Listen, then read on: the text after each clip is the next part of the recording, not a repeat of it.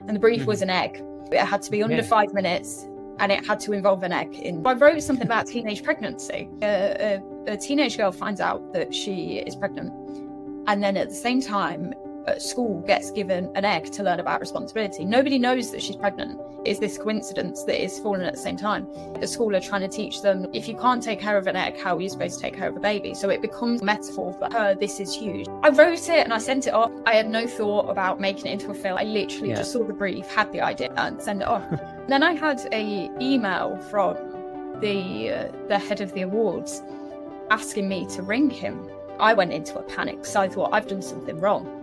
I've accidentally attached my medical record, or I was going through every single possibility of what I could have done wrong. It was to say that I'd been shortlisted.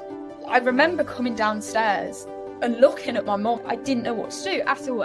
Making my first film, that came from a place of wanting to help, the cyberbullying aspect, which I was struggling with because I was getting a lot of really horrible messages and comments online. So it felt like there was no escape, because it wasn't like I could just come home and then that'd be it, because obviously it's on my phone, it's on the internet, it's on everything. So that was where the idea for the first short film came from, because I'd never kind of looked into filmmaking before at all. It was...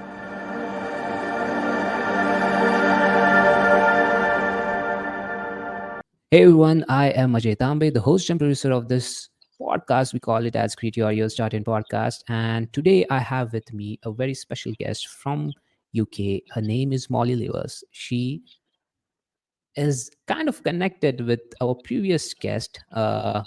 She was on a show and then we came to know, okay, these two are friends. And that's how, I thought, is this the same Mollie I got connected a few months back? And then through the meetings and through the post that I saw on Instagram, I guess, she's the same. And important thing about Mollie is she took a very early decision to become a filmmaker. Another thing is she really decided to get into writing and filmmaking and leave acting. So that's really a big call that she took. She also won an award for her writing, that film script that she wrote. It just won an award, and she is now in making of that film, I guess, right? Mm-hmm. Yeah.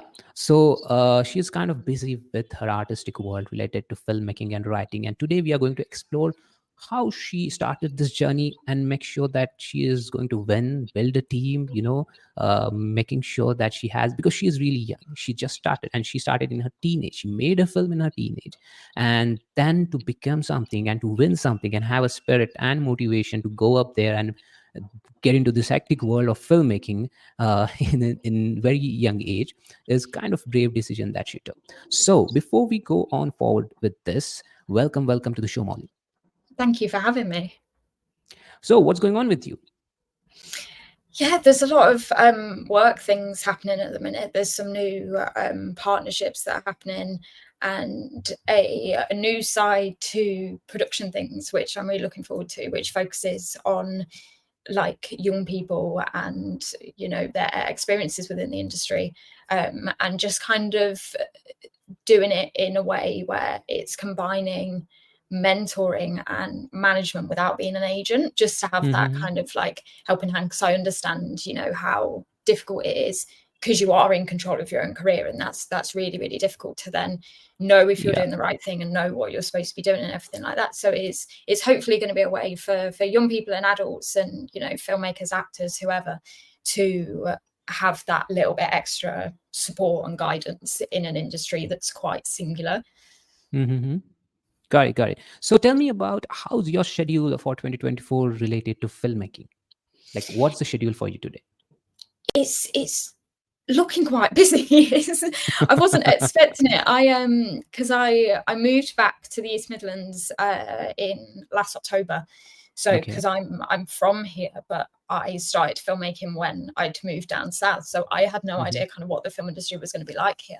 But it turns out that it's absolutely amazing. It's really busy, which has been amazing. But it's also been a massive shock because I wasn't expecting to be busy at all. So there's a few projects that are being filmed. There's a few of my own projects that are in the works as well. There's a few business things that are happening and partnership things that are happening and things like that. But it's hopefully 2024 is going to be a year of hopefully progress, because I think that last year it felt quite stagnant, because I you know, I was moving house quite a lot and everything like that, so I couldn't really focus on work as much as I'd like to. So I'm hoping that it seems to be that this year progress is happening. It doesn't feel so still as it did. Got it. So I guess this is kind of a busy year for you. You have good schedule with the work, and things are quietly moving in very good way for you, related to filmmaking and all. And congratulations for winning an award for your script. Thank you. That you told me in the bio. So now you are really young, so there's no going back into your young days. It's just going back to your childhood.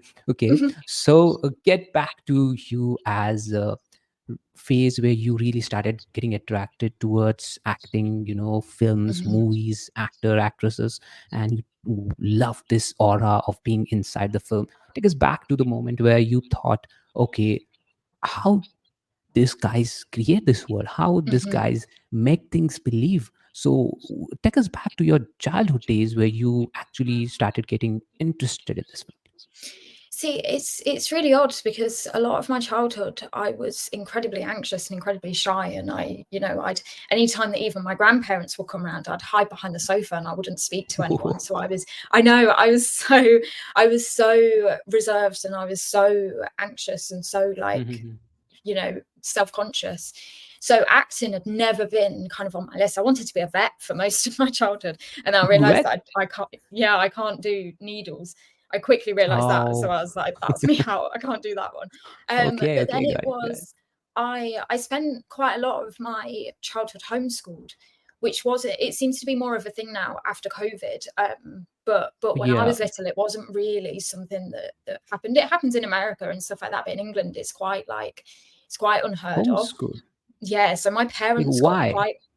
I was just so anxious. I got to year 1 of school, so I think I was about 5 or 6, I think, and I was physically ill every single day because I had such separation anxiety, and it was really horrible. And I was managing, but then we had to move areas, and my parents knew that I wouldn't cope in a new school, so thankfully they homeschooled me and they took me out of school, which they got so much backlash for that from public, family, schools, everything, because it wasn't the done thing. It was always like, she'll never amount to anything, she'll never do anything, she'll never have any kind of life and stuff like that. So I joined secondary school a year later. So I was 12 when I joined instead of 11, and drama was the thing that I was absolutely petrified of, because the idea of performing in front of other people when I was so reserved anyway, it didn't compute in my brain at all. And then I had my first drama lesson, and I just absolutely loved it. And I think it's because at the time, it offered me an escape. It offered me somebody else to be, so I didn't have to be me and deal with the things that were going on in my life at the time. So that was what started it. And then it just kind of escalated from there. And then it was, I guess it was for you. I guess the homeschooling kind of was safety net for you, maybe, because getting away from that was you then jumped into something that you really feel safe and explore at the same time. So I guess that's where you jumped into acting or drama and theater, where you really like that. Okay, I want to be in this world. This is the comfort for me. And I guess that's where you. So you're saying till 12 you had no connection with acting at all, or nothing related to film at all.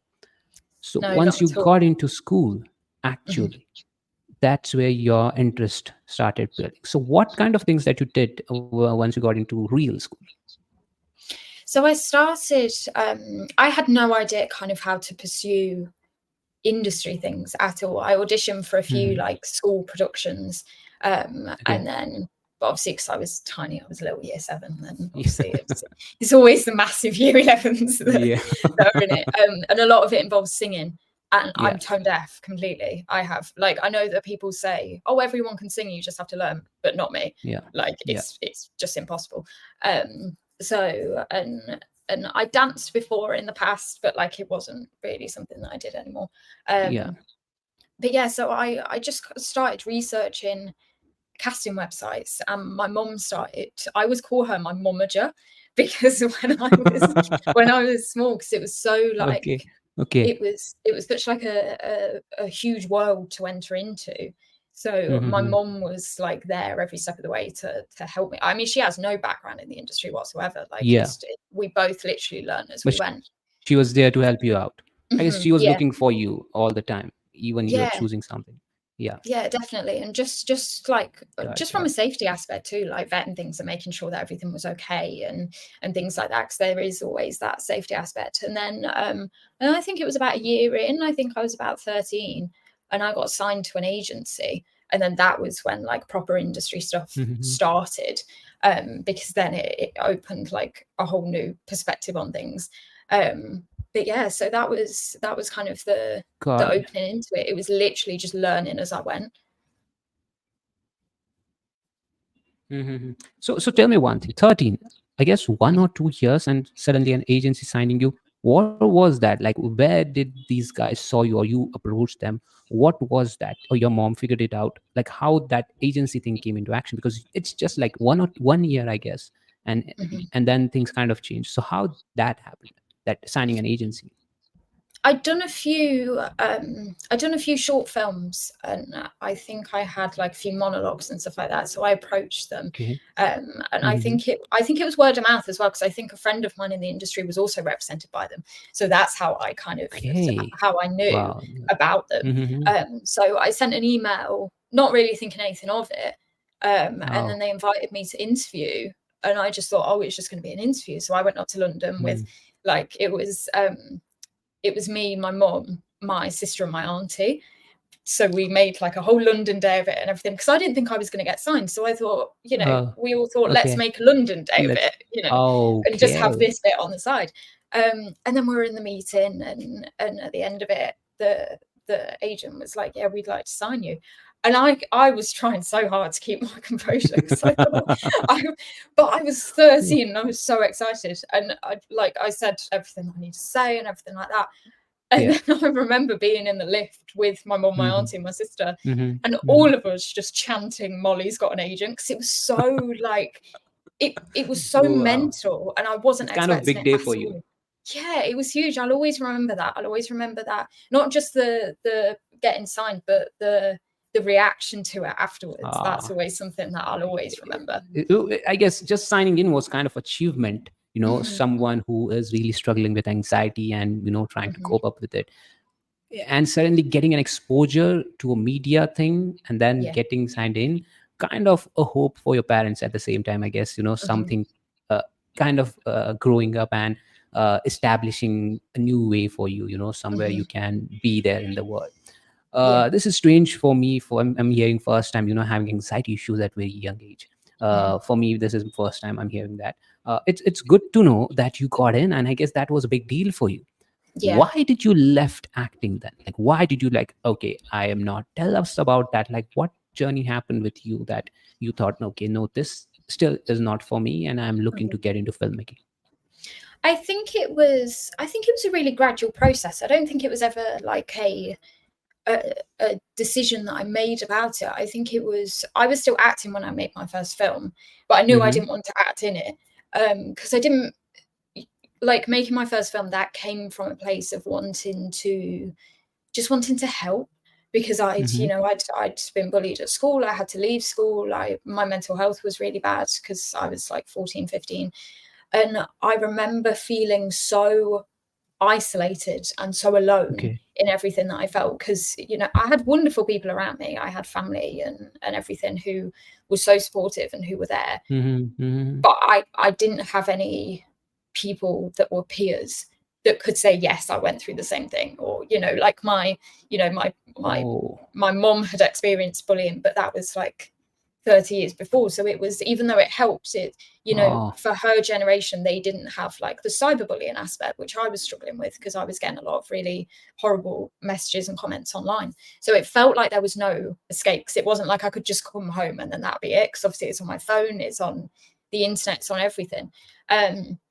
So that was where the idea for the first short film came from, because I'd never kind of looked into filmmaking before at all. It was, Yeah. I can't Yes. I can never pinpoint where the idea came from. It just seemed to Got it. happen one day. So I feel like it was placed there because I feel like it was something that I was supposed to do.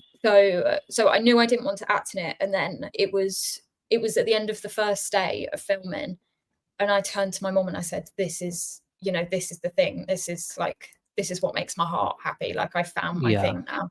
And I was still acting alongside. And then obviously, so I made my first film at the end of 2019, and then my second at the start of 2020, and then it was lockdown. So I was still acting throughout lockdown. I was still doing monologues and stuff like that. But I thought I'd watch it back, and I couldn't look at it subjectively. Like when it's a film of mine, like I'll notice faults and I'll notice things that I'm not happy about and everything like that. But that's just me being finicky. But when it's actually me performing it, I can't look at that and be like, is that a good performance? Is that a bad performance? Because I'm like, oh, my hair looks horrible. Like, my skin doesn't look good. Like, and then it's too personal. So I feel like it just kind of like fizzled out in a way. Like, it's every now and then I'll have like a phase where I'll go back to it for a few months or so and work on a few different projects and stuff like that, especially if it's something that really means a lot to me and that I feel like resonates a lot. But I do just prefer being behind the camera, because I'm still really anxious. I've got OCD, so it's quite, being in front of the camera presents like a whole new like plethora of issues. So tell me one thing here. Does just auditioning feels like, okay, I'm not fulfilled, and making a full project and having control over a project and then editing and then making it kind of gives you fulfillment? Is it where you feel like that whole thing of me inside is getting expressed and now giving me fulfillment? Is it something that with you, like, you feel like that? Yeah, definitely. And I think it becomes bigger than you as well, which I've always really loved, because obviously it's people getting involved, it's people playing characters that you've written, so then they become the characters, and you kind of give over ownership of those characters, and that's always been really important to me. So it then becomes this like collaborative process that's really positive, and then you can't really find fault, because then you're watching it and you're just remembering like the amount of times that you laughed behind the scenes, or the people that you met and stuff like that. So I think that it gives you much more control, because obviously you're in control of what you're making. You're not in control if you're getting cast, which is something that I always really struggled with. Not because I thought that I deserved to be cast, not at all, but I get it. What I'm saying is, when you're doing the self tapes, or where you are trying to audition, it's not kind of a fulfillment that you feel what an actor looks like, just acting in a film looks like. It is like where you can see a lot of background noises, you not saying the line properly, you focusing on your body at the same time. And I guess that was not a fulfilling thing for you, as an actor. You wanted something that gets all control. So I guess you like control, you like taking control. That's not you want people, control over like, the situation. The control over the situation. People, but situations. But you like control. You like control over the situation. So that's where you can flourish yourself. That's where you can bring out the true self. Where you can actually explore, rather than feel anxious of, oh my God, if I'm doing this or this or this. I guess that's where you're feeling complete, when you have control. So I guess throughout your life, you were missing that control over the situation. And once you miss that control, I guess that's where your anxiety starts into the I guess that's where, I guess in life, I guess now you can see this situation of having control over your situation, and you will be good. The moment you lose control over that situation and you fall into a place where you have no control of, that's where I guess you will feel anxious in any situation. I guess that's it. And this process of making films and having team around you and making that whole thing happen with you kind of helps you out to enjoy that journey of behind the camera and the whole process of making a film. I guess that is kind of a life for you now. Okay. Definitely. Great to know that. And I'm trying to figure you out here, how you try to because I also do same kind of stuff, because the moment I'm saying this thing is what I feel when I'm doing stuff, like why I do whatever I do is having this kind of control. Then I can explore, and kind of not giving control to someone else is kind of my thing with the situations also, because you try to be the best in the situation, situation, and when situation is not in your favor, time will pass on, and that's the situation with me. So I can relate in some aspects with you. Yeah. So tell me about the first, I guess, even you got into acting, there was still mental health issues with you. I guess Yeah. maybe there was anxiety and a lot of things going on. So once you thought like you were still struggling with even going to school or making a day, just a normal one, you Yeah. were struggling. So when you settled down, how you came up with the idea of making that film at the age of 15? So how that whole thing happened? Tell us about that film also. I think it really came out of the blue, really randomly.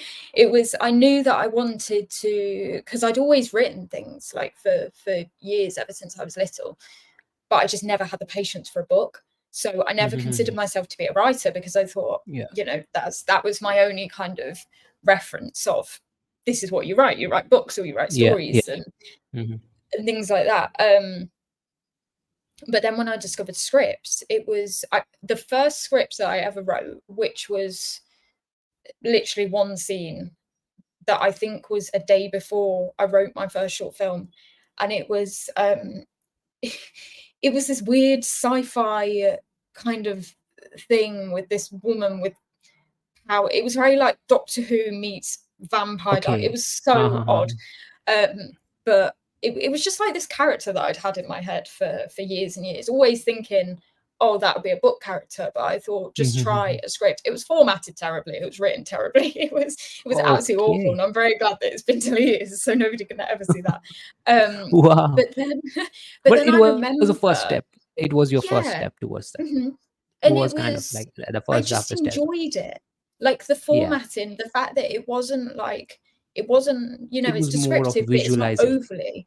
Yeah, exactly. So then I think it was a few days later that I started. I knew I wanted to do something that was surrounding young people. I knew that would be like a priority. So my initial thought was to do it about bullying, but I'd only recently been bullied, and it just felt a little bit too raw, I guess, to do it because I was still in it, and I was still really, really struggling. So getting bullied. Oh, sorry, it skipped. What did you say? You were getting bullied at age of 15? Yeah. Okay, in school. So it was from when I was 12 until I was 15. I left school at 14 because it was a group of girls that were bullying me in person, and then online was like, there were accounts made about me, there were comments everywhere, like all over social media, there were group chats made about me, there were like a lot of threats and things like that. That was really horrible. But like in person, when I was at school, because it was a group of girls, it was kind of the sense of, because my attendance was really bad, I wasn't going to school, I was so ill, I was so anxious, I was so stressed, because it was a horrible environment to be in. So it was essentially like, they'll get better GCSE grades than you, so maybe you should look elsewhere, kind of thing, which it made me quite bitter, to be honest, because I think so it was still going on when I was 15, because it was still like comments online and stuff like that. And I think that was the drive to do something, because I felt like I'd walked away because I had to, but I'd walked away with nothing, and they were okay, and they got to do whatever they wanted, they got to stay in school, and I couldn't, even though I hadn't done anything wrong. So I think that for many years I felt really, really bitter about that, and I felt not that I'd wish any harm on anyone, but just that I wish that it had been listened to more, and I wish that it had been taken seriously more, and I wish that it had been understood from a human perspective rather than like a grades perspective. But it all happened in quick succession. So so I moved areas in the March, and then I turned 15 in the June, and then in the September I went to college to do my GCSEs, which I was petrified of, because obviously my last experience of education was awful. But it was the most supportive environment that you could that's imagine. And I guess think that was the period which helped you to write about it. Yeah, I guess it gave me the space in order to work through things, and it gave me the because I'd never considered it to be bullying before, until I spoke about it, and until I spoke about it to one of my teachers, who Got it. I still talk to now because she's great, who, you know, I spoke about it, and it was only seeing her reaction to it, and I was like, Got it. okay, maybe I'm not being like, because I always thought, you know, because I wasn't getting punched, I wasn't getting like physically assaulted, so I That thought, was kind of a good environment. yeah, exactly. And then I wrote the first script in the October, so I think it all just happened Okay, with so everything happened 1 in a year. one single year. Yeah. Okay, and in months it happened. So so to sum it up, it was kind of an environment issue with you, Yeah. just accepting people who they are and just having an environment of you know, just enjoying the moment rather than getting you know, somewhere you were judged, or you getting that all the feelings of, okay, what people will say, or talking things about you, you know, just bullying. That's the, I mean, like, I can't say anything on that part, you know, because getting social media accounts created of you and then trolling you just for the sake, and it's a cool thing, you know, it's not even a celebrity thing. It's something which is happening in the school. I mean, that's crazy. Also, I guess that environment kind of increased more of your anxiety and whatever were already with you. But getting into the place that you told me about, I guess that's where you relaxed, everything was normal, you were treated normal, I guess. And that's where the whole thing got into your subconscious, and Yeah. then you started writing it out. Is anything, I guess, recent projects that you're talking about, anxiety, the fifth, I guess your coming up projects are all about things that happen with you, and that's a great start to writing, you know. Starting of writing happens with what things happen with you personally, so that's kind of a good draft that you have with you for 4 5 years, you know, because the topics are really intense and serious, so you can use it the way you want to and mold it the way you want the story to look like. Okay, first of all, I guess the whole thing of you coming into writing and movies was dealing with your anxiety, and I guess that an environment of just being you helped you to Yeah. get into writing and filmmaking, and that's where you thought, okay, I'm kind of enjoying this, so I like to be here, and that's where you made your first film. God. So okay. So what was the decision? I guess you told me about self-taping in COVID and, you know, sending audition. But what was that where you completely decided, I want to, because leaving acting is not never easy. There's always a subconscious thought of you seeing your best films, and that best films always motivate you to be an actor. You see Yeah. an actress in your favorite movie, in your favorite scene, and God, she looks wonderful. Okay, God, she's doing amazing. Then I want to be an actress. That's a thing. It happens same with the actors also. They see some actor doing wonderfully, performing wonderfully. The best movies only inspire you to. The worst doesn't. Okay, the worst does not even make sure they are in your list. But leaving acting, was it easy, and what was that decision to just focus on writing and filmmaking? You remember that period? I think it was. I think it's something that I still think about all the time. I think Because it's yeah, I mean, like, you look good, mhm, so it's really easy, but it all depends upon how you think and how you react, yeah. because it's related to your anxiety at the same time.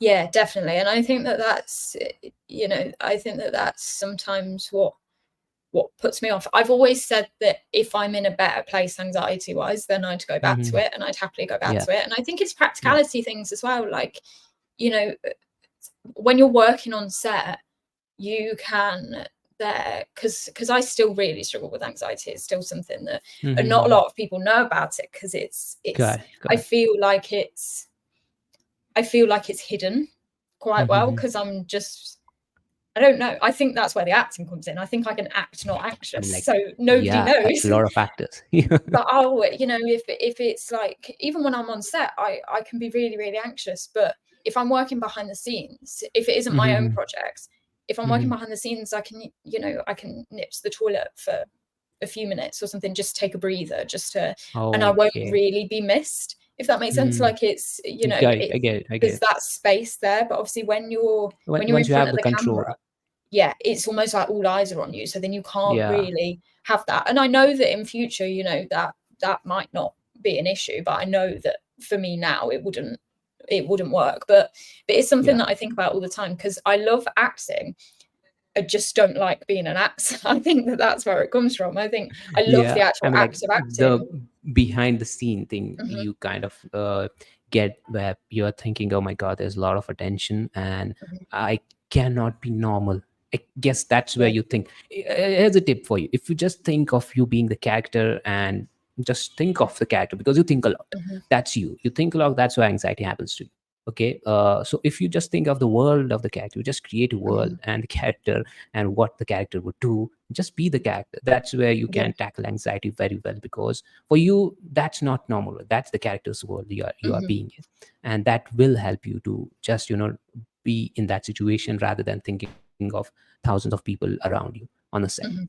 Okay, I guess one thing I got from this is, you really can become an actor, and you can, because this is really early decision, you can, Mhm. where you can do acting at the same time, but try to be in some feel good movies, or try to create something romantic or comedy, because that will put you in a pace where you will enjoy that aura of Mhm. being that girl or that woman, rather Mhm. than you getting into some serious role of killer.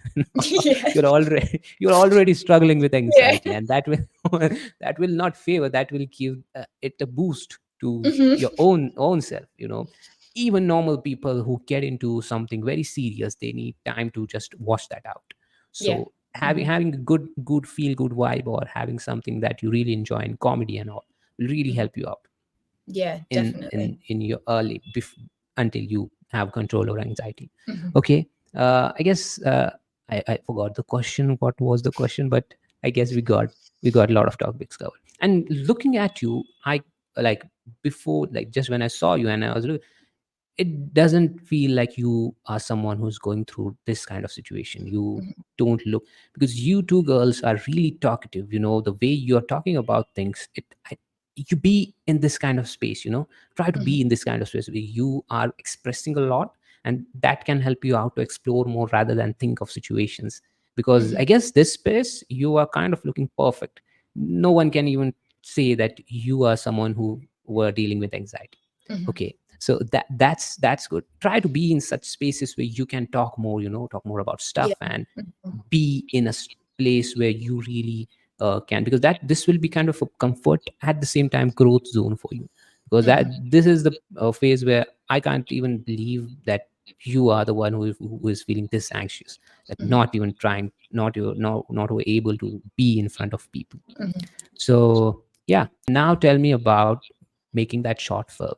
So yeah, it's a good idea of writing the script and making it happen, Mhm. but actually making it happen, because getting people, directing them, it was your first time, Mhm. handling camera, making the shot, talking about the camera shot, and just filming it properly. I know it's going to be the terrible thing that you did, but how was that whole experience? How were you, like, what were the challenges you faced? How you grabbed those Mhm. actors? What was the story behind just completing that project? Because the first project is all about completing that whole procedure. Yeah. Mhm. It's not about how it looks like, it's all Mhm. about how you complete that, because grabbing people, grabbing actors, putting them in a frame, then saying Mhm. that line properly, removing the background noise, making sure the weather is with you, and the Mhm. situations are falling with you, and the stuff that you need as property are with you, and everyone looks good and have the proper Mhm. dresses. That's the biggest trouble that you have.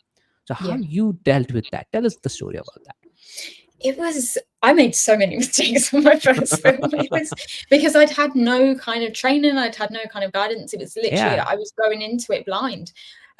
So a lot of the castings were over Twitter or on social media and stuff like that. And I think even as I was casting, I wasn't really comprehending the fact that it was actually going to happen, because it just felt so bizarre to be in that situation and to have something that I've written be actually Yeah. made. Uh-huh. So it was, I remember the night before we were filming, it was about, I think we had like a 9 a.m. call time the next morning. And this was at about 11:30 the night before. And my DOP texted me to say that he wasn't going to be a part of it anymore. So Okay, welcome to the world. I cried. I cried, because I thought, I have no idea, because I was in Oxfordshire at the time. You're Everyone not was coming used to from even last Leicester. minute, yeah, that Yeah, last it minute was calls. because I had no idea what to do, because I had a camera, luckily, but I'd never really used it. It had just been Okay. for photos. I'd never used it for video. I had absolutely no idea what I was doing. So I cried. And then I pulled myself together and I was like, right, okay, I'll do it then. I've got to film it because, you know, why not? And then the person who was doing my sound, he was, because I was at college at the time and he was another student, he thought that I was supposed to book out the equipment and I thought that he was supposed to book out the equipment. So that was a nightmare. So within the first day, we had no camera and no sound. So, but it just adapted and it just kind of happened. And the first scene that I filmed, I was so nervous because I didn't know what I was doing at all. But then by the end of that day, I'd got into like a flow of it. But I think that when it comes to directing actors, that was something that I was really, really nervous about at the start. Because on paper, I really shouldn't be a director because I can't tell people when they've done something It wrong. was like kind of fun project. Something. But I think that that's always really important to me. Like I can still, you know, nowadays when I direct things, the actors' perspectives on things is really important to me. And I think that that's because I come from an acting background. So I see it from both sides. So understanding their perspectives and understanding what they want to do with the character and what they want to do with the story, that always means a lot to me. So I think it's very rare that I have to actually like say that anybody's done anything wrong. Because a lot of the time they don't, because I don't have any kind of like idea in my head of what it's supposed to look like. Like I have like a vague outline, but I don't fill it in until I see it played out. And then because a lot of the time actors will take on a different perspective of it, especially if it's something that I've written. That's true. And then I look at it and I'm like, that's not how I was going to do it, but you know what? That's actually really quite better. So go with that. Okay. So that's a different for you. You like the approach even more better when it's happening physically. Okay, this is the thing happens with everyone. Okay, but it's good to know that at this age you are adapting to the situation where okay, I'm thinking certain world and I'm having this situation, but now you're taking that challenge to have that access over actors is the big thing. Okay, because the moment you think like this, and having those actors with you and then making things happen takes a lot of time. So time is the thing here. Once things are scripted, you have limited time and you have to shoot in certain days and that's it. You can't go ahead of that. But having this kind of thing where you think of a situation and then give the actors the job and let's see how they pull out. And that's where you think, okay, let's go with this. It's all about time. It never works out if you have limited time. Okay, so that's really great. And you thinking of that, it's kind of more improvisation thing that you try out and let's see how this works out. It's good that you have this kind of something that you have control over or access over actors, so they can deliver you time and then they can say it, okay, I can do this way and this way. So it's good to have this kind of scripting where you just think of the situation and then try to pull actors out and try to explain the mindset and let's see how it goes out. And that's great. And I guess this was a fun experience for you. You never dealt with a drama situation where, because in drama, things like this happens, where the actors who was going to play some important character in the whole play is sick or is not coming on that day. So I guess this DOP not coming and you thought someone was going to pull out stuff for you. They also thought you were going to do that. That's where whole mess happens. And I guess welcome to the world, because this is the basic thing. Today this happens with me even now doing this podcast also. Like today I was looking for making prepare and I forgot to charge the laptop. So now it was last minute thing where I'm now charging the laptop. I never carry a charger with me. I'm charging it and I'm talking to you. So this is, I guess, tell me about how once you moved on the second project, you learned through a lot of, where you fall on your face and, oh my God, I guess this is not working, but you have to do it. And having that attitude of, I have to do it, is going to help you overall in your career, because things like this is going to happen on that moment where you are shooting, and that's where you have to pull up yourself and make sure that it happens because you want to make it happen. So tell me, once you moved on to the second film, how did you plan out? What was the plan? Just about the plan. What were the changes that you made when you were planning for your second film? I think it was I knew that I was going to be filming that one, so there was a comfortableness in that, in the fact of I already knew that prior, so I thought that's okay, I know that that's happening. But there was even, I think that in every single film or on every single set, there's things that you have to adapt to so quickly. Like we were filming at college, and we were only supposed to be there for a certain amount of time, but then the BBC wanted to come and film it. So then we Okay. had to organise that around organising getting the actual shots at the same Okay. time, but then also prioritising both as well. So yeah, so it's very, there's always something. There's always And something. it's all, I think it's just a test of resilience, and I think that it's, you have to laugh about it or she'll cry, because there But are deal so with many it. mistakes, and there are so many errors, and there are so Yeah. many, you know, things that go wrong, especially early days. Mhm. It will not be perfect, because you know, you could have the most high-end film set ever and things will go wrong, like people will trip over a cable, or Yeah. the risk assessment won't be done, or, you know, there'll be things always that happen. But especially when you're starting out, especially when it's new, you know, it's trial and error, and it's Yeah, it's right. determination, and it's just keeping going and almost putting blinkers on in a way, and just focusing on what you've got to do, and not bothering Yeah. about everything here. Like, you can deal with that later. Just focus on what you need to do, and then come back and deal with like clean up the mess that you've made, essentially. Yeah. I guess one thing I can say is, do you have any damage control list where what can possibly go wrong? Like, if you have that, then it will really help you out, because you can mention all those things that can go wrong, or all those things that can go bad, or someone can miss out. So you can have backups for those. And that's where you really can, because that's what I learned from doing this for a very long time. Anything, you know, once you start thinking, okay, this is messing up, this is messing up. So once you grow with with experience, you come up with you know, backup list. Okay, Yeah. there's high chance of not showing up, high chance of people not showing up, or this guy not showing up, or lights going to be dead, or there's not going to be proper sunset moment for us, or, you know, somewhere people are not going to show up, or mic is not going to work. And these are the things that are going to happen. So if we have the damage control list, it will be very helpful for our projects, you know. So Yeah. I guess that can be very important. And now we focus on, okay, tell me about, once you're making a film. I guess first film was just to get something out and feel comfortable about whatever you're doing. But now you approach a lot of films, you are in projects, and this year has been busy for you. So tell me about which filmmakers really inspire you, or you watch them continuously, you know, just the shot or the way they film it. So who are those filmmakers and what you learn from them? The first person that I remember seeing that made a massive difference to me was Rachel Talalay, who Okay. directed multiple episodes of Doctor Who. Because I feel like with Doctor Who, it's kind of made up about 90% of my personality, to be honest. I've watched it ever since I was 4, and most people got out of it, but I just never really have. So so it started off when I was little, is that I wanted to be a companion, or I wanted to be the Doctor or something. And then as I got older, I wanted to act in it. And then as I got older, I then wanted to work on it. And I remember seeing, this was, I think it was even before I thought about acting, but I saw Rachel Talalay listed under director.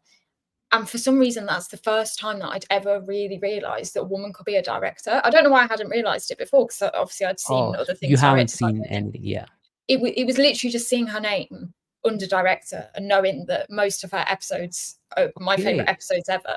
So that kind of is what started it. And I love her work, and I love the things that she does. And then it was and then when I was actually in film, it was Philip Barantini. I love he did it started off as a short film, and then it was a feature film, and that was a TV series called Boiling Point. So the short film and the feature film, it was all in one shot. So there were no cuts, there were no different angles. It was literally the camera following this kitchen and this chef who is, you know, is a terrible time in his life, and he's literally reaching boiling point. And I absolutely love that, because I love things that are done in a different way. I love it when it's like singular shots, or it's, you know, it's from different perspectives, or something like that. Like with For the Love of Eve, with the County Lines film that I did, that's filmed half on camera and half on phone, because the main character is filming their interactions as like evidence. So that was where the idea for that came from, is that I just love doing anything that is from a different perspective, because that's what I really love watching. So I love his work. I love he's recently directed The Responder as well. I love The Responder, it's great. So I think that I always say that those two are my biggest like career inspirations. Okay. Wow, I guess you learn a lot. I guess now you are seeing many new films and watching a lot of directors and putting those ideas and how they shot this film, making sure that you are learning on a regular basis. I guess Mhm, that's new for you, and that's a really great thing that you follow now. mhm, It's really new that you just got inspired by having seen just seen a director. She's a female director, and mhm, that's inspiring for you. Okay, then yeah, female can, I guess that's really new, but you never knew about that. mhm, Okay, there could be a female director for a film, mhm. and that's what inspired. But now you're Yeah. trying to approach to getting a lot of ideas, a lot of directors, and Mhm, seeing what is best for you and what aspect of storytelling through the camera lens is going to mhm, be more appealing, and that's kind of helping you out to make the story of your film look good. mhm. Okay, it's good to know. So how important is storyboarding to your filmmaking process? Can you discuss any unique techniques you use to visualize your scenes before filming? I think it seems to be that there doesn't really seem to be a pattern to it at all with me. Like when it comes to writing and planning, it can sometimes be that I have to have everything completely written out, and I need to have like all of the things step by step, and it all planned out in order for me to visualize it properly, because there'll be something missing and I just can't really see it Oh, yeah. properly. But then sometimes it's a case of it's just kind of there already and I can see it, and it's already developed in my head without me having to plan it. But there doesn't seem to be a pattern in terms of what kind of script it is, what kind of storyboard it is, or what the Uh-huh. project is at all. It Yeah, seems to be that I literally just have to see what happens and see if I yeah, can imagine let's it see. or not. Yeah. So I think that process is always, it's music massively influences script. So I'll always have Mhm. a specific song or a band or a singer or whatever that will always be connected to one script, because that will be Okay. it won't even be relevant to the script, but that will just be what I'm listening to at the time, and then it just kind of It works, just I guess, in my head. okay. You try to connect the music to the world of the film, Hmm. and you try to paint that picture the way the music is painting your things inside your head. I guess that's Hmm. what you're trying to paint in that script. Got it. Yeah. So now you being doing all these things, you do you have a team or you manage all by your own? What's the thing with you now? It's pretty much just me. It's pretty much you. Yeah, Okay, got it. it's So so specific projects I'll bring people on and crew and everything like yeah, that, but mainly it's just me. it's just you at this moment. Yeah, and I'm So lucky to work in partnership with people and everything like that. mhm. But mainly it's just me, Okay, yeah, like a you're little bit trying of a to one-man involve. band, to be honest. Yeah. So one thing here is, tell me about, do you how do you do the edit of it? Because now you have a certain picture of it, and then how much time you involve in editing of any particular film? Like, do you try to go alter the vision with the edit or with the music just instead? So how is the editing of the film influence the take of that film? Hmm. A lot of it is because I started editing before I started in film. I used to do like little social media videos and stuff. I don't know why, Mm-hmm. but Okay. it was like a hobby for me. Ah, I hate editing my own films. I do it, but I hate it. I think because I get so that initial almost like draft in a way, it mm-hmm. makes me so Mm-hmm. nervous because I Mm-hmm. know I can't reshoot anything. I know that, this is the Yeah, footage I have, this is this is what it. I have to, yeah. And it's so nerve-wracking because I'm like, I'm trying to think, have I done something wrong?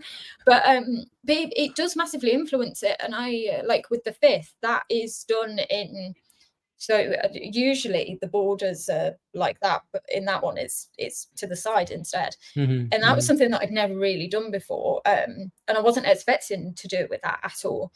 But I think I was talking at the same time. I think I was talking to somebody. So I wasn't really focused on what I was doing. So I was just like Okay. faffing about with it and everything. Wow. And I saw it and I was like, oh, I can't, like, it feels like it's got that vibe of it. So now that's Okay. like my new favorite thing is having the borders like that. And that was literally just me like not really concentrating and just like messing Just around. going with the Mhm, because there is something where the scene looks empty and it's just moving camera mhm, and just panning out. But once you add the music to it, just adding the music, helps you in a lot of different way, where it gives a value to the scene. And I guess that's what you're tracking. You're just vibing, just messing with the setup, and that also makes sense in your movie, in your film. Yeah. Okay. Now jump on to your projects, which is Washed Out and the fifth. Okay, so developing Washed Out. Uh, that film explores your experience with OCD and the health anxiety that you talked about. So, can you walk us through your writing process for this film? How did you balance personal authenticity? Okay. It's too properly written. I'll just explain you in proper way. You told us about you going through OCDs and anxiety, like for your career over 12 years. Okay, 12, 13 years, you're going through bullying and all of these things.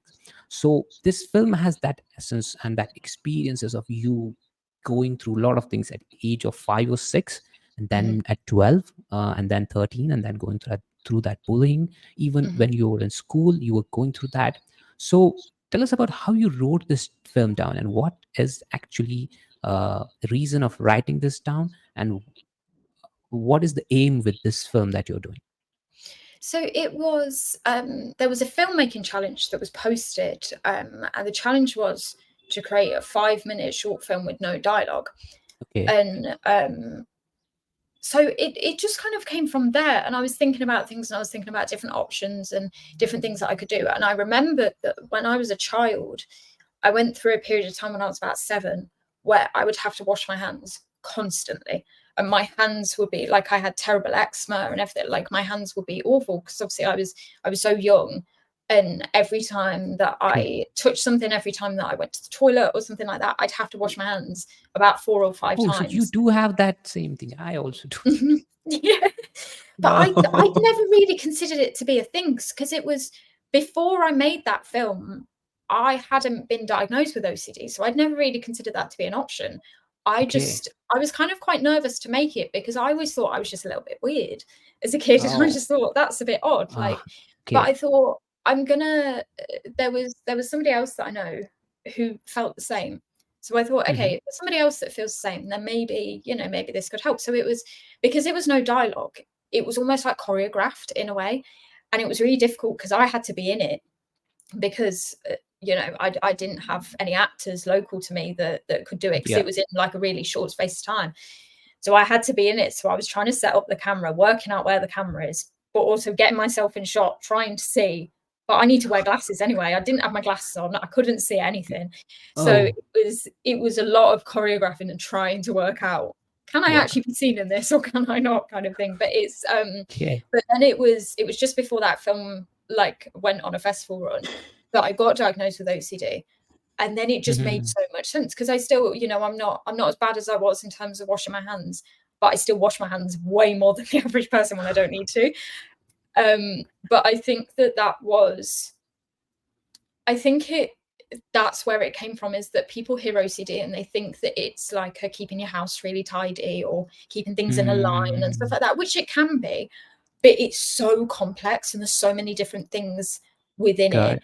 And there's so many things now that I recognize are OCD based in my like behaviors and my habits and stuff like that aren't necessarily a normal thing, but they're OCD habits. And I just didn't really realize that before. So it was really, really healing, because it's the first time that I'd ever really spoken about that experience. Because obviously I was 6 or 7, and it was really debilitating because I couldn't even leave my house, because germs were all around me and I was petrified. It was really bad. So I've had and then that kind of kicked off again when I was around 12, 13. So I think it's at times of a lot of stress or a lot of experiences. So as the bullying was happening, I was living in Derby at the time, and I heard about somebody in London, which is, I don't know, 200 miles away, being sick once.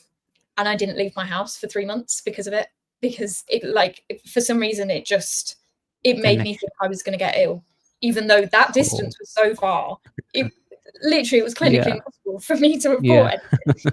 But yeah, so that and then slowly I managed to, it was only really when I moved out of that area that I managed to get out of it. And I do, nowadays I do still get that fear and that worry, when anyone else is ill around me. it really panics me, or I get really worried about getting ill and stuff like that, which, you know, when you're working on set, like the last set, no, not the last one, the one before, I got ill from that, and it was only a cold, it was nothing like substantial. But that, like, I think that fear is always there. And I think that it's almost like once you open the door to be scared of that, you can't really close that. So, but I hope that with that film that people will recognize it and know that they're not on their own. And it's not to kind of like diagnose, it's not to say, you know, if you wash hands a lot, you've got OCD, but it's to say, you know, things do get easier. And even though the film is really short and it's showing this character at like breaking point because she literally cannot leave her house because she's stuck in this cycle, you will get out of that cycle and it will be okay. And you will be able to live, essentially. Got it. Now we jump on writing the fifth. So the fifth deals with the complex issue of emotional abuse. How did you approach the research and writing for this film to ensure it accurately and sensitively portrayed the subject matter? So what I'm trying to say is, what was the research behind emotional abuse? Was it related to personal thing, or was it related to overall study of things happening around you, and you were noticing that? But because you are someone who notice things very like even the short things, you notice those kind of things and you get affected by those too. So you are that kind of character where even if someone is trying to do their stuff and they are not going well, it will affect you in like 4 or 5 minutes if you're seeing that, or even if you're reading. So what was the prep process, you know, the writing and the research process for the fifth? It was quite difficult because I had approached it not thinking I was going to use my own experiences, because I've got experience of being emotionally abused. So I approached it thinking I'm just going to use that topic and that's it, and have no kind of personal link to it. But then as I was writing it, I was realizing that I was writing things that have been said to me. So it was things that you know, things that, I mean, I had to change a few things in order to make the dynamic work and in order to make it read well script wise. But I'd say about 99% of the words that are in that are things that have been said to me or that I've witnessed being said to other people. So that was really difficult, because I think it was really affirming in a way, because when we were filming it, we were going through the script and everything like that. And both of the actresses, who are absolutely amazing, they were saying about how horrible it is and how the words are so horrible, and not from like a writing perspective, but from like a human perspective, how, you know, it's so horrible, and how can anyone treat somebody like that? So then I was stood there and I was thinking, that's been said to me, but I'd never really thought about it. I've never really like considered it before. I knew that it was wrong and I knew that it happened, but I think that there is a misconception that unless abuse is physical, it isn't abuse, when it massively is. You know, it can be so detrimental, it can be so damaging, it can like, you know, I think that it has impacted me in so many different areas of my life, and that's something that I think I'm always going to be working through, and I'm always going to be, you know, like finding a solution for it, and there'll be thoughts that come up that aren't necessarily my own, but are things that I've been told. Like, how, you know, I was talking to somebody the other day, and it was one of them days, you know, where things just go wrong. And it was every time I replied to an email, somebody would reply back to me. And I was just like, it was nothing major, but I was just getting really irritable. And I burnt my toast that morning. So it just like, I just went into a bit of like I'm really annoyed at this kind of thing. So I was texting someone and I was like, I went on a rant and I was like, this has happened. And then this has happened. And I'm so irate. And then I texted again and I was like, I'm so sorry. There's always something wrong with me. Like, there's always something up with me and I'm sorry. And she was like, no, like, rant away, like, that's okay. But that comes from that, because, you know, things that I've been told that I can't talk about things, or I can't share things because it's annoying or it's irritating or it's, you know, it's an inconvenience. So it's definitely reworking things like that and being able to have people in your life that not necessarily heal you, because, you know, that's nobody else's like responsibility but yours, but just to affirm that that's not true, kind of thing, and just to give you a new perspective and a new memory to use rather than an old one that's negative. So it was really quite like, it kind of really hit me when I was on set hearing about their perspective of it, because obviously for me it was almost like normal because I was writing, it was my perspective and everything like that. But to hear their reaction to it, just like, you know, with the bullying and with my teacher who her perspective of it, it completely changed my viewpoint. And I hope that, you know, people can watch it and know that it's wrong, and know that if they recognize something in that, if they recognize something in their relationships, in their family, in their friends, or whoever it is, they can then look at that and be like, okay, I shouldn't be treated this way. Like, this is wrong. Just because it isn't physical abuse doesn't mean that it's not detrimental. It's not an abuse. Yeah. Got it. So tell me one thing. Is this whole process of you going back to your past and taking out things and making films on it, is this process healing for you? It's kind of is this a healing journey for you, you know, showcasing that? What is this whole thing of you going out and creating those films and putting it out to the world is like for you? I think it really, really is healing, because I think it offers a different perspective on things, and it offers me a different perspective on things and situations. Like, it's almost a little bit sadistic in a way that if something bad happens to me now, I'm like, oh, that'll make a good short in a few years. Like, that's my thought process. But then it takes me out of it. You know, it's not, it's almost like I feel like I then have an outlet. I have something that I can use. So I think a lot of the time with experiences and with bad experiences, there's nowhere really for them to go. And, you know, you can have therapy, you can talk through it, you can, and, you know, and both of those things are really good. But I almost feel like, for me, my way of talking about things and my way of sharing things is through film, and is through seeing it and witnessing it. And, you know, so I do find it really, really healing. And I think it just offers a completely new perspective of it. It almost shuts the door and opens a new one for me, because whenever I think about that experience, I can then go back to the film. So, and then I think about the film, and I think about, you know, how much fun it was filming it and stuff like that. So it's like the links that my brain makes change into something positive. So definitely, I think it makes me feel like I'm doing something too, because I think that, you know, it feels, and I think that was probably my perspective on my first film, is that I felt like I'd done something. I felt like I'd done something good. And that was something that was really, really important to me, because I'd never really felt that before. I'd always felt like I just kind of like flitted around and done different things and stuff like that. Like, this is the best, the way you express out things, and it kind of heals you out in a very good way, where you are enjoying the process of things happening in front of you and imagination coming to reality, because that's it for you. Okay, we'll move fast towards the question. After that, we are going to have rapid fire. But before that, tell me about you winning an award for Kinsale Shark Awards, a winner of Best Script at Kinsale. Is it right? Kinsale? Yes. How you okay? Kinsale Shark Awards. So tell me about this. Which script won it, and how does that make you feel now as a filmmaker, as an independent filmmaker, in your future projects?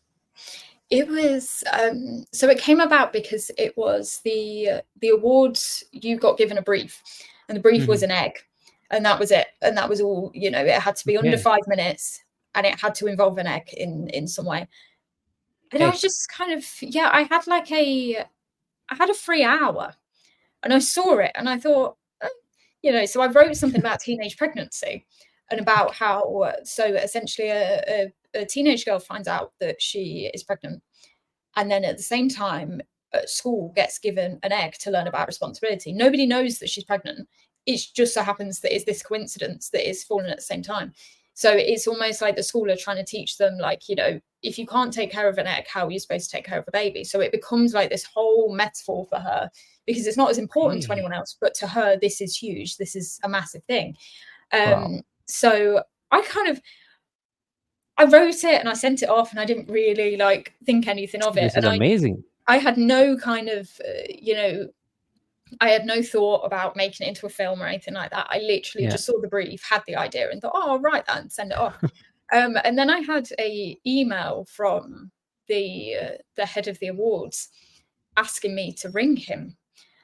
And I went into a panic because I thought I've done something wrong.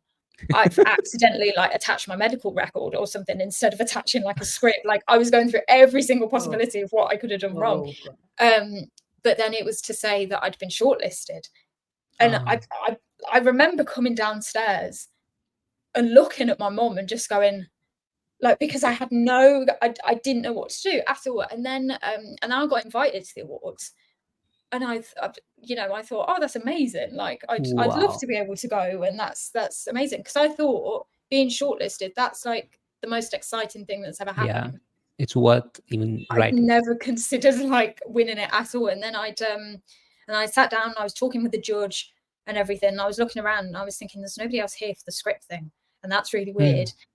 And then I heard the people who were announcing it trying to work out how to pronounce my surname, and I was thinking, oh no.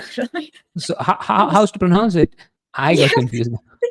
Is it Leivars? I pronounce it wrong? No, not at all. I'm happy with anything, literally. Like, I'm, whatever people say, that I'm happy with. So there's a few different versions. How you pronounce it? So I say Leivars, but some people say Leivars. Okay, which is fine. That works too, but it sounds too posh for me, so I always say Leivars instead. But I heard that, and then they announced it, and I just wasn't prepared at all. I had my glasses on my lap, I had my phone on my lap, I had a hat on, like it was because I'd literally just sat down. And I just like stood up and everything dropped everywhere. I dropped my phone. I couldn't find my glasses because obviously it was dark in there. And it was just an absolute whirlwind. Like I got, because my mum was with me, and I'd done all the pictures and everything like that. And I sat down and I had no words at all, because I was so, it just, I couldn't comprehend it at all. But that was such a massive shift for me, because I'd never won an award. I'd never kind of, I'd had people read my scripts and stuff like that, and and it really just makes a difference. And it, it's not specifically about the award itself, it's the fact that somebody has taken the time to read something that you've written and liked it, and that, that's something that means so much to me. And then from then on, things just kind of catapulted career-wise, and that was a massive turning point and a massive change that I noticed. I guess this particular award is something that got you more healing, and the way that I'm getting recognized for the work. And the moment you're telling me about that, I was, what? You can think that with the egg, and that too is like, it's like, where is this girl going with this thought? And it was like something, it really cracked the idea of, wow, what is happening here? And even I was listening, so the people who were reading it, it was, I guess, the jackpot for them if this gets into something big. And I guess that's where you want it. You just explored the thought, and then you delivered in a way that, wow, what is the possibility of just going with an idea of an egg? So I guess one more thing is, I guess it opened a lot of doors of confidence, and I can do something with this, and this is really working, and I'm happy with just getting recognized by this thing. So I guess it really shows the glow on your face when you're talking about it. You were really different when you, just for 4 or 5 minutes, you were completely different, even when you're talking about that subject. So congratulations for that. And I'd like to see how you go ahead with that film also. Try to have team, somewhere you can just focus on your creativity like this, coming up with an egg and thinking like you attach prescription. That's really good. You thought of attaching prescription. You always thought, like, before you won, you think like, okay, I have done something wrong, that's why they are calling me. And it turned out something good and really good. Okay, now we focus on, Ayla is going to be jealous of us, because last time I told her that this is the best time that I had with her, because I didn't recognize we completed an hour. And now it's 1 hour, 20 minutes, and I still feel like we could talk a lot on stuff. So I'm going to send her this clip, and let's see what she says. Okay, now here's the thing. First, okay, this is the rapid fire round. You can answer slowly or take your time, but this is what we call as a rapid fire. Okay, so first draft ritual. How do you kickstart your first draft writing process? It massively differs a lot. Sometimes I will sit there and write the whole script within like one sitting because it just kind of comes out. And then sometimes it is a long process, and I have to plan. I have to, it takes a few days of sleeping on it and trying to work things out. And I have to keep a notebook by my bed because a lot of the time I wake up at 3-4 in the morning with like the plot point that I was missing. So I have to write it down quickly so that I don't forget in the morning. But it massively differs. And there's no kind of pattern to it at all. Okay, got it. So here's the important note before you answer. Try to answer short. This is a rapid fire. Okay, don't go on explaining. Answer in like MCQs. Okay. So do you outline your scripts, or you just go with the flow and let your story unfold while you're writing? I really like to go with the flow. I think that works the best. That works best for character development. What's the first thing that you develop about a new character? Make sure he's having mental health issues. I think it's their inner thoughts, because their actions can be different to what they're thinking. So I think understanding them as a person. The inner you try to understand, build their inner self before you put them out to the world. That's good. Favorite genre to write? Which is the genre you prefer the most to write about? I really love comedy. I don't often share comedy scripts at all. It's kind of quite new. But I love writing it. I think it's because I find myself funny, so I just giggle. Yeah, you go ahead with this. You are really take some brave decisions. The way you went for the egg, try to go ahead with the comedy. Maybe something good will happen. Okay. Writer's block here. What's your quickest remedy for writer's block? Literally don't write a thing until it feels right. I used to try and force it, but that just makes it worse. So, if it really isn't working, just step away. Biggest writing influence? God, that's really hard. Sally Wainwright, I think. I love all of her scripts. She's incredibly talented. Okay. Dialogue tip. What's your top tip for writing realistic dialogue? Act it out. If you're acting it out and it's stagnant and it's choppy, then change it. See how you'd physically say it, and then put that in. Got it. Writing schedule. Are you a morning writer or a night owl? I think both. I think a little bit of both. Morning and night. So it's not fixed for you. It's not at all. So you kind of live inside your head, because that's where I think a lot of the time when I have the idea, I just need to get it out wherever it is. Okay. So it's there in your head. There's no morning or night. It's you live inside your head. Yeah. Okay. A writing soundtrack. Do you listen to music while you're writing? And if so, what kind? I always love Red Hot Chili Peppers. I don't know why. It's got nothing to do with writing at all. Or Midlake. They're always my go-tos. Good. What's your favorite writing book? Do you have a favorite book on writing? I don't think I do. I think a lot of the time I read a lot of fiction. I think that's, it's like makes up. It's all fiction. My life. I mean, like book on writing. What I said is book on writing, not a book that's written in genres. Have you read any book on writing? How to write? I don't think I have. I think it's only been acting that I've ever read books about. I think it's I usually read people's scripts and then like listen to their perspectives on it and stuff like that. That's usually my go-to. Go. Okay, great. Best writing advice you received? Okay, you received any best writing advice? Just write. And that sounds silly. That works. But honestly, just write. Don't bother about formatting. Don't worry about industry. Don't, if you've got an idea, write it. You can edit it afterwards. It doesn't matter if it's absolutely terrible. Just write, and then, it will happen. It will happen. Scene or character? Which do you find easier to write? Scenes or characters? Characters. Definitely characters. So you're saying developing a character is easy process for you. Yeah, I think it's. I don't know what it is about it. I think that sometimes I can ramble in scripts, so scenes are really hard for me to stick to. But dialogue and stuff like that, it just flows. That's development, yeah. Got it. So I guess the next question that you answered before, but I'm going to ask you still. Do you have a favorite quote about writing?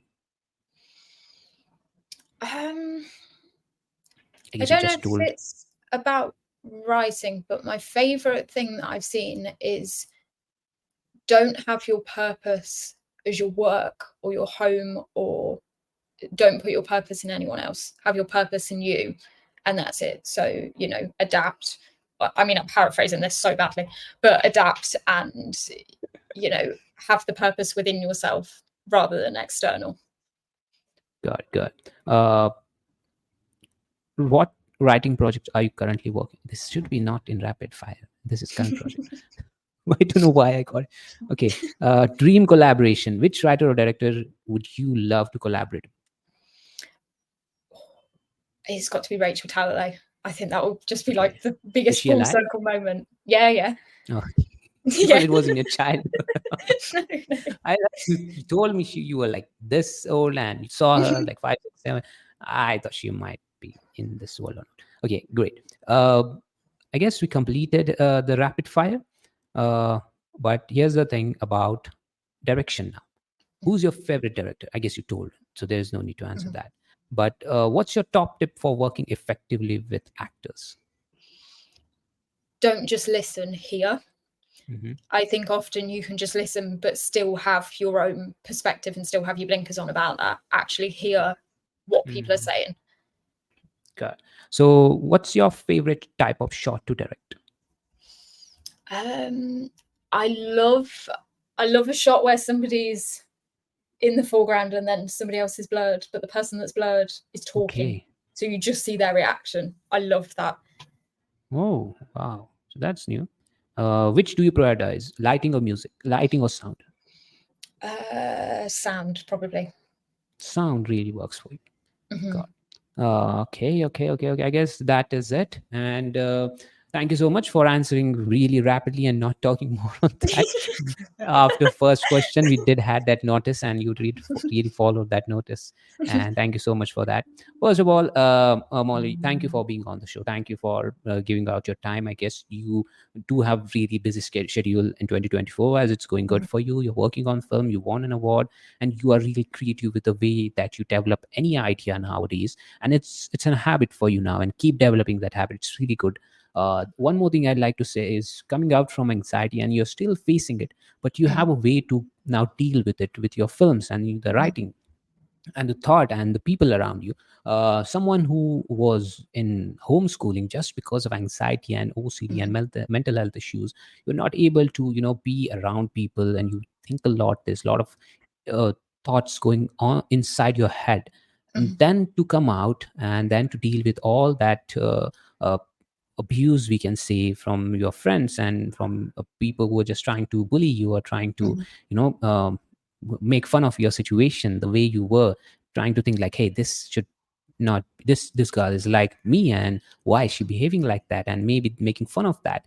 Going outside that, maybe this was the adversity for you, where you feel too anxious about situations, and using that now and trying to get over it, and the way you got into filmmaking and then writing about it, and using that particular thing which is your biggest weakness into strength now after 15 years, and making sure that it is kind of healing process for you. It is the way that you see the world, and it is the way that you communicate with the world, is the way that you are working on films and all. It's commendable, and it's the way that happened naturally for you. Nobody forced you to do that. It's really amazing to see you grow this way, and just the idea of that egg really made you, wow, this girl is going some places now from this idea. And I guess keep going with projects like this. Try to take more challenges and be with an environment where you can really grow and be you at the same time.